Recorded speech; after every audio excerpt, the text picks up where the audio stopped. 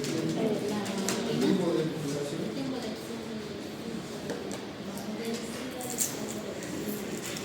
¿Cuál es mejor, la selección rápida, la selección intermedia, la selección prolongada?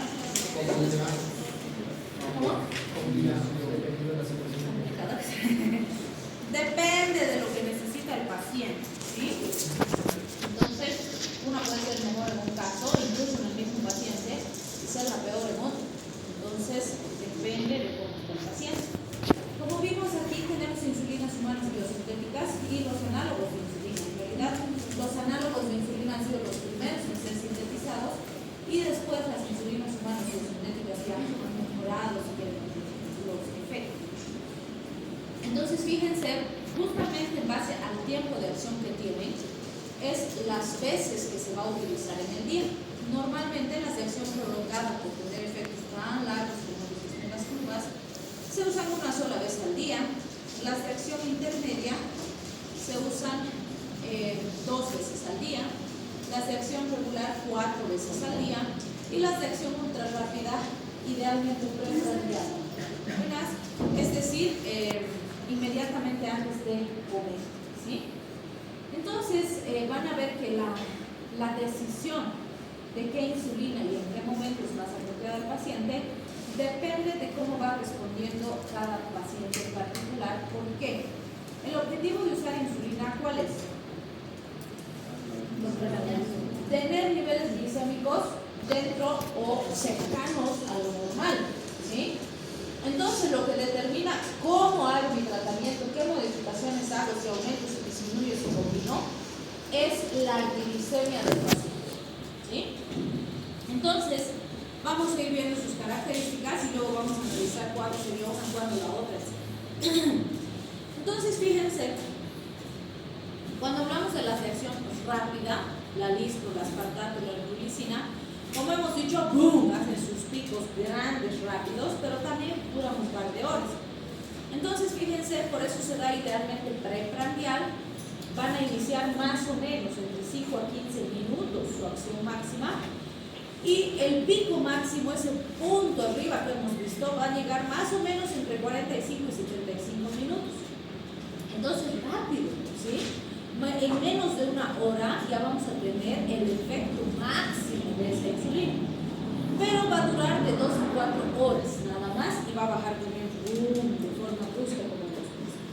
Entonces, esta es útil cuando necesitamos bajar rápido los niveles glicémicos, pero no podemos mantener de esa forma.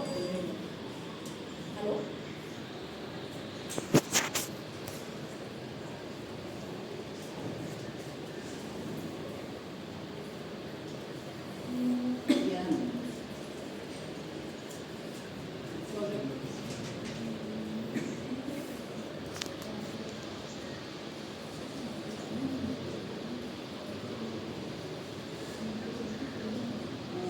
Claro, yo me pregunto, yo le dije no, ese no va de la rosa en el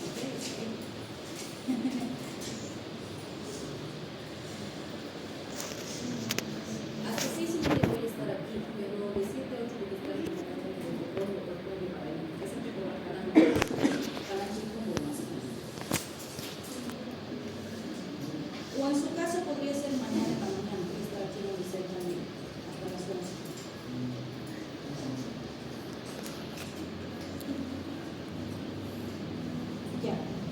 Ya, perfecto. Pues mañana les espero, por favor. Ya. Listo. En la Juan de la Rosa, por favor. Ya. Hasta luego.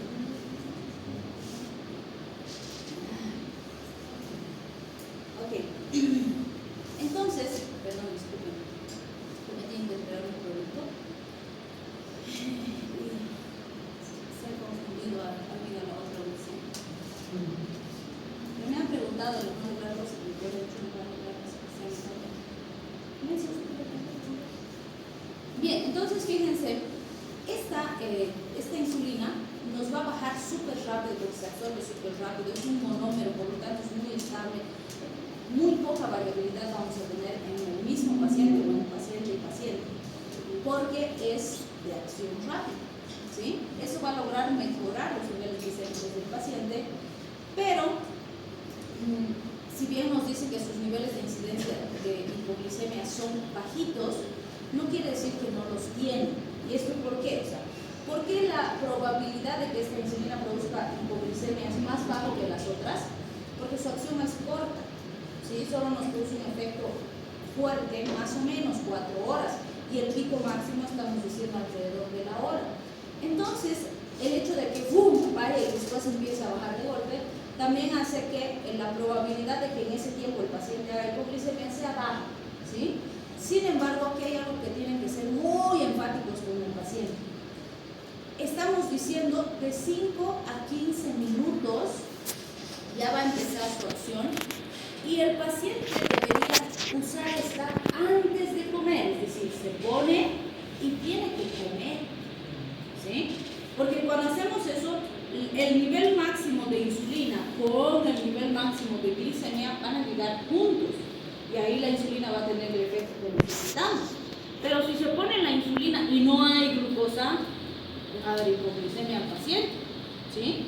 Entonces, un punto fundamental cuando usamos insulinas, y eso aplica para todas las otras insulinas también, es la alimentación del paciente. De ninguna manera es darle insulina y que no coma nada, ¿no? Entonces es muy importante ser enfáticos en eso, porque a veces llega el pacientito y está durmiendo así separado, está por caer y no sé qué, y le preguntamos si estaba saliendo tarde y no le dieron desayuno al abuelito porque ya se ha tardado mucho en alistarse y ya teníamos su control y se lo han llevado así a la radio y no le han dejado comer nada, ¿sí? Entonces muy importante cuidar eso. La principal desventaja, como ya un poquito les había adelantado antes en este tipo de insulinas, es el costo. Esta o estas son muy caras, se estima más o menos 10 veces el costo de las otras insulinas. Entonces eso también hace que en general en los hospitales inclusive no se suele usar mucho las ultra rápidas porque son muy costosas, ¿no? Pero pues si hay la posibilidad se puede utilizar. Bien, si hablamos de las de acción breve o regular, es más apropiado el término regular porque así se diferencia mejor de las de acción rápida, ¿no? Porque a veces dicen rápida y breve, igual la diferencia, ¿no? Pues estas tardan un poquito más. Entonces aquí está la regular, también se la conoce como cristalina, también se le conoce como la ordinaria, ¿sí? Que esta, podríamos decir, es una de las que más se usa en nuestros hospitales. ¿Cómo actúa? Vamos a ver que se recomienda dar entre 30 a 45 minutos antes de las comidas. Su inicio de acción va a ser más o menos a los 30 minutos. Fíjense, justo el tiempo es para que coincida el nivel máximo de insulina con el nivel máximo de glicemia también en el paciente. El pico de acción vamos a tener que nos dura de 2 a 3 horas más o menos y el tiempo de acción total es hasta más o menos 6 horas. O sea, sube, no es tan picudo como el anterior, hace un poquito de meseta y después empieza a bajar, ¿sí? Como hemos visto en el gráfico. Entonces, por este tiempo de acción es que se recomienda usar 4 veces al día, ¿sí? ¿Qué ventajas tiene? En cetoacidosis, pacientes diabéticos que van a ser operados, pacientes diabéticos con infecciones, va muy bien. Es más económica que el alistro y es muy eficaz para mantener los niveles glicémicos dentro de un rango más aceptable. ¿Por qué mencionamos cetoacidosis, cirugías, infecciones? ¿Qué relación tienen estos con diabetes?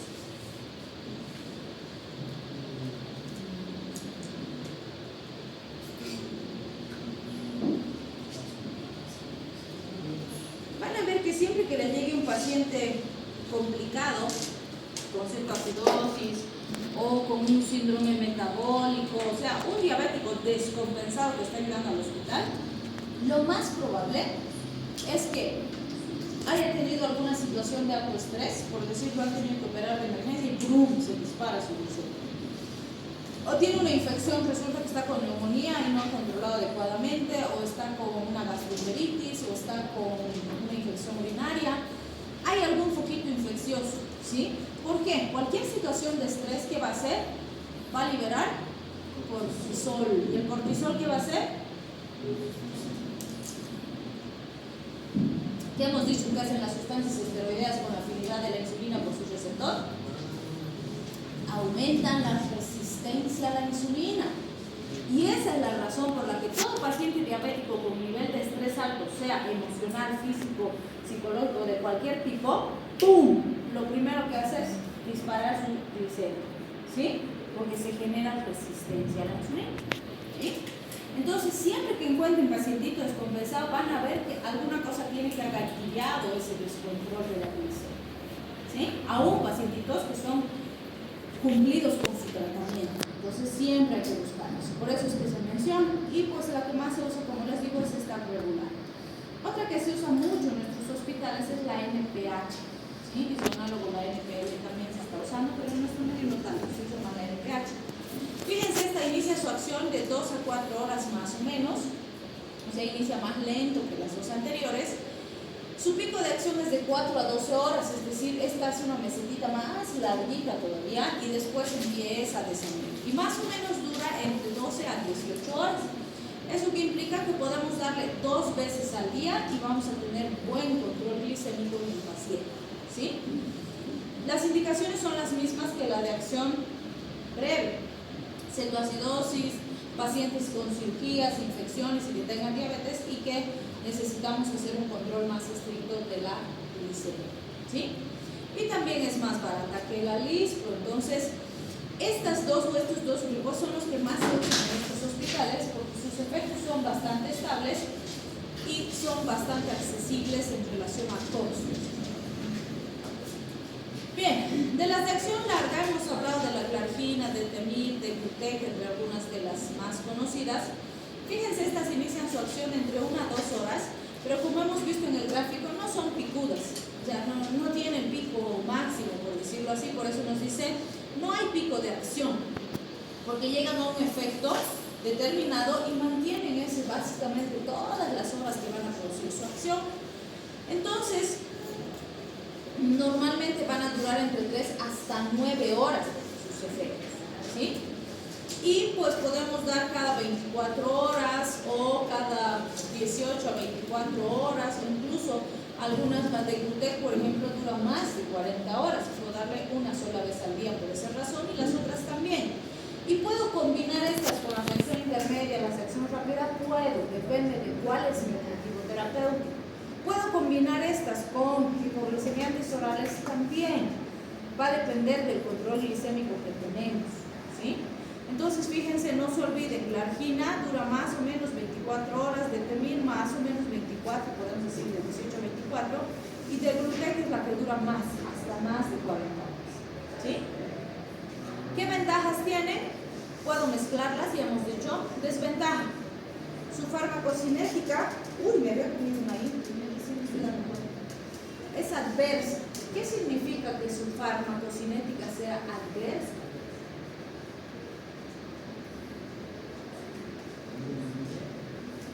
¿Qué es la farmacocinética?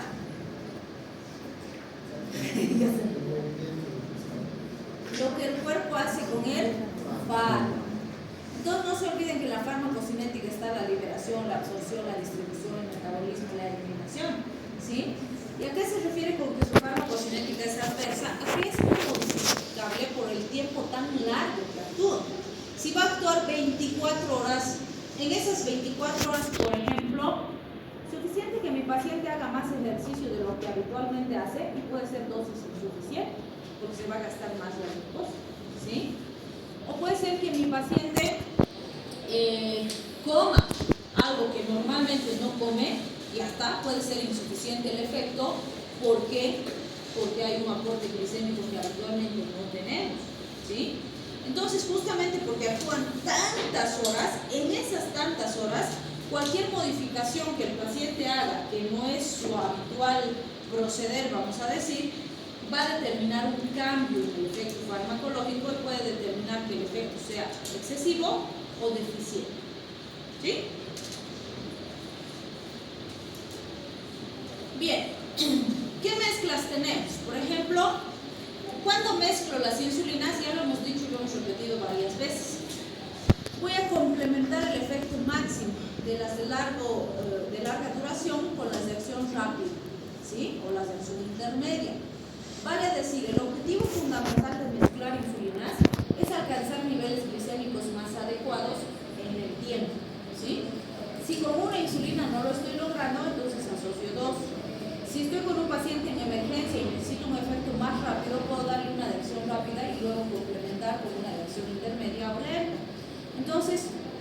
Esa es la razón de las asociaciones. Aquí tenemos algunos ejemplos de asociaciones. Por ejemplo, NPH con regular vienen de 70-30 y 50-50. ¿Sí? NPL Lispro 75-25, 50-50. Protamina aspartato 70-30. Estos ya vienen preparados. ¿Sí? Ya vienen así con esos porcentajes. También tengo presentaciones en las que no vienen preparadas y yo puedo mezclar un porcentaje de NPH y un porcentaje de regular, sí. Pero en esos casos hay que tener cuidado con el que va a cargar, si quieren, la medicación, para que los porcentajes o la cantidad sea apropiada. ¿Sí? Si le dejamos esa responsabilidad al pacientito, a veces se equivoca y se pone mal los porcentajes. Bien. Si hablamos de las especies de insulina, recuerden que tenemos la de res y la de cerdo, que son las primeras que se han producido, que fíjense, la de res tiene 3 aminoácidos diferentes al nuestro, y la de cerdo apenas un aminoácido diferente, o sea, la del cerdo es muy parecida a la humana, y justamente por esa razón, con la de cerdo tenemos menos reacciones de hipersensibilidad que con la de res. Pero desde que apareció la humana, pues la tendencia es utilizar la humana porque hay menos reacción. Entonces tenemos regular, NPP, lenta, ultralenta, etc. Se considera purificada la insulina cuando se alcanza, si quieren, se logra depurar, si quieren, las proinsulinas de la mezcla, y se considera cuando hay menos de 50 partes por millón de proinsulina que la molécula está purificada, y eso se hace en laboratorio, ¿no? A través de cromatografía en gel, y eso nos ayuda a disminuir la probabilidad de reacciones en el paciente. Pero eso no quiere decir que está exenta de reacciones, pueden haber reacciones y hay que tener cuidado, porque si el paciente reacciona a la insulina como tal, imagínense si no le podemos dar porque hace hipersensibilidad a la insulina, estamos fregados. ¿Cómo vamos a controlar la glicemia? ¿Sí? Bien, los envases, los frascos normalmente vienen de 100 unidades en 1 ml y el envase total es de 10 ml. ¿Se acuerdan cuánto teníamos almacenado en el páncreas?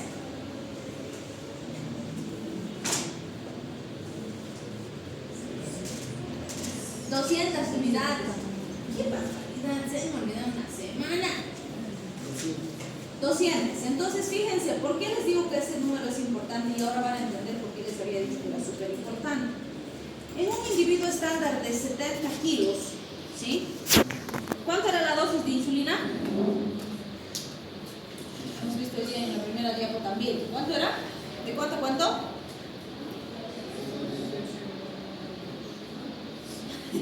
De 0.1 a 1.2 unidades por kilo, ¿sí? Y como les había mencionado, lo habitual es que usemos entre 0.3 y 0.4, es lo más común. Entonces le vamos a dar al Juanito 0.3. Entonces un paciente de 70 kilos que le vamos a dar 0.3 unidades, ¿cuántas unidades debe recibir? Pues, ¿cuántas? 21 unidades haga, pues. Cuidado que en su parcial no traigan calculadora, ¿no? 21 unidades, ¿sí? Entonces, fíjense, si tengo 100 unidades en 1 ml y le tengo que dar 21 unidades al paciente, ¿cuántos ml serían? ¿Será posible medir? Porque incluso, digamos que es la chinga, de aquí es 1, y este 1 estamos diciendo es 100, ¿sí? Y aquí tiene ahí 0.5.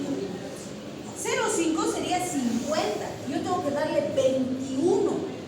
O sea, aquí sería dos rayitas y tantito. O sea, realmente sería difícil medir en una jeringa convencional, aún en la jeringa, ¿sí? Entonces, justamente por esa razón es que se han creado las jeringas de insulina, que son estas, que vienen en unidades, no vienen en ml, ¿sí? Entonces, fíjense, tengo de 30 unidades, de 50 unidades, de 100 unidades, y obviamente ahí es más fácil medir, ¿no? Por ejemplo, aquí 20 y una raíz, ya puedo medir, ¿sí? Pero obviamente si puedo darle 20 nomás o 25 directamente es más fácil para tener el pacientito y las raíces intermedias. Ya eso van viendo ustedes en base también al pacientito, si ven, ¿sí? Con eso va a poder ver mejor. Para eso están diseñadas las jeringas de insulina. Pero no se olviden que el pacientito tiene que ser capacitado para poder administrarse correctamente la insulina, porque él solito se va a pinchar todos los días, subcutáneo, ¿no? Entonces tienen que aprender y tienen que enseñarle, no pueden asumir que el paciente sabe cómo se va a administrar, ¿sí? Entonces tienen que enseñarle cómo va a ser el plieguecito, cuánto va a meter la agujita o hasta dónde, en qué ángulo, si es echado, si es parado, etcétera, porque después está haciendo tonterías el paciente porque no sabe, ¿sí? Entonces hay que enseñarle, mejor si las primeras veces usted le mira, le enseña, le dice, ahora te vas a poner vos y ven cómo se va a poner, porque ustedes no van a ir todos los días a ponerle a su casa, ni él va a venir todos los días para que usted le ponga. Entonces tiene que aprender a ponerse ella, ¿sí? Es muy importante. Bien, esa es la forma, el método más económico y más usado en nuestro medio. Y literalmente, la jeringa de insulina se debería usar una sola vez y desechar. Son desechables, no son para uso continuo, ¿sí?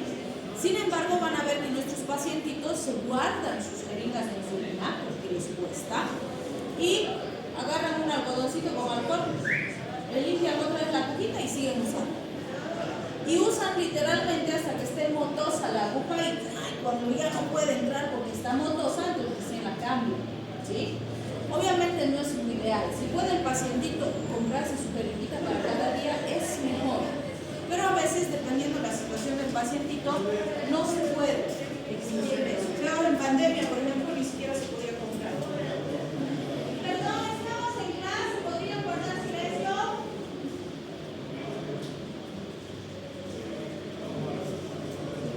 Yo creo que hay que pedir que los desalojen de los pasillos. O que mejoren el aislamiento de las aulas. Ok, entonces fíjense, hay que tener consideración con eso, que obviamente lo ideal es decirle no, que tiene que desechar, pero a veces el pacientito no va a poder, ¿sí? Entonces, no es lo ideal, pero bueno, como sea que quiera, por lo menos estamos más o menos bien. Tenemos también estos inyectores portátiles, las bombas de infusión y la vía inhalatoria. Vamos a ver aquí algunas características. Entonces, fíjense, estos son los inyectores portátiles. No, estos son los inyectores, estas son las bombas. Si se fijan con este inyector, es como un lapicerito, ¿sí? Que ahí se carga la muelita, se regula cuánto de dosis le va a administrar al paciente y el pacientito con el lapicerito, ¡pum!, pone ahí, aprieta como un lapicerito, se dispara solito, ¿no? Entonces es mucho más sencillo, pero es más costoso, ¿sí? Y obviamente también tiene sus dispositivitos, sus agujitas para cambiar de cada cierto tiempo. Este es una maravilla de aparato.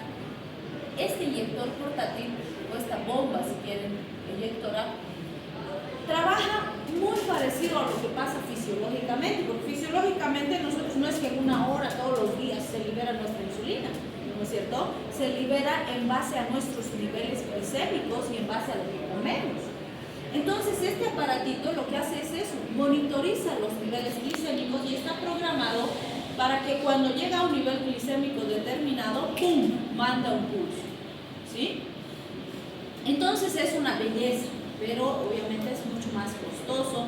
Antes no llegaba, ahora ya está llegando, porque ha llegado más equipamiento médico estos últimos años, pero todavía sigue siendo poco accesible para un porcentaje importante de nuestra población, ¿no? Entonces, pues es muy buen equipo, pero no se aplica mucho. Este es muy interesante. ¿Qué les parece? Este es insulina inhalatoria. O sea, literalmente se va a poner como un pack, como los asmáticos. Insulina. ¿Qué opinan de esa aplicación? Porque ha generado polémica cuando se quería aprobar. Donde ya tienen aprobado y están usando desde hace un par de años es en el Brasil. Aquí todavía hasta donde sé no tenemos, pero es muy interesante. La razón el rechazo, porque ha tenido bastante rechazo en sus primeras etapas, ¿no? Era que decía, bueno, es que es técnica dependiente, o sea, si el paciente hace mala técnica o aprieta diferente, qué sé yo, ¿cómo puedo garantizar la cantidad de insulina que le estoy aportando al paciente? ¿No? Y decimos, como es hormona, tiene que ser pues preciso, por eso con las unidades nos enloquecemos tanto de que sea la unidad que tiene que ser, ¿no? Entonces la razón por la que no se aprobaba era justamente esa, porque se decía, no hay una precisión en la dosificación como con estas otras administraciones. Sin embargo, han empezado a utilizar en el Brasil, como les decía, no como terapia principal, o sea, el paciente que es insulino dependiente no puede usar este aparato, ¿sí? Porque en él la dosis de insulina tiene que ser precisa. ¿Quién puede usar este aparato? El paciente que es diabético tipo 2, que usa hipoglicemiantes orales y está complementando su tratamiento con insulina, y la insulina es secundaria y está reforzando el tratamiento, pero no es lo principal, ¿sí? Y en esos casos realmente está dando resultados muy buenos porque está logrando mantener niveles glicémicos más adecuados en esos pacientitos que ya con los fármacos orales no estaban alcanzando niveles correctos, ¿sí? Entonces ahí se está probando. Bien, no se olviden que el control glicémico estricto, diabéticos tipo 1, pacientes con nefropatías, ancianitos y pacientes pediátricos, porque son grupos de mayor riesgo. Pero eso no implica que a los otros pacientes con diabetes no los vayamos a controlar. Igualito los tenemos que controlar. En realidad yo digo, con estos hay que ser el doble de estrictos, pero con todos hay que ser estrictos. Siempre que usen insulina, tengan la mayor precaución posible, ¿sí? Bien, vamos a quedar aquí.